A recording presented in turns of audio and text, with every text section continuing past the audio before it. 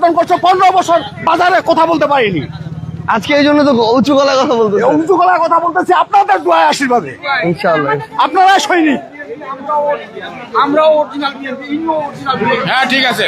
এখন আপনাদের একটা জিনিস পরামর্শ লাগবে, ইনশাল্লাহ দোয়া রাখেন, দোয়াও লাগবে, সমর্থনও লাগবে, সমর্থনও লাগবে। আমরা আপনার নাতিরা এখন নতুন করে দায়িত্ব নিবে, অনেক কিছু পরিবর্তন করতে চায়। ওই যে আমি আপনাদের সাথে সিলুট দিলাম এই কারণে, আপনারা এই 24-এর সৈনিক। আসসালামু আলাইকুম। অবশ্যই অবশ্যই। গাড়ি কই? এই একদিন দিনের বেলা একটু আসা লাগবে। আপনারা আসেন, আমার বাসাটা ওই জায়গায়, ওই যে ওই মোড়টাতে, মোড়টার পাশেই, মসজিদের কাছেই।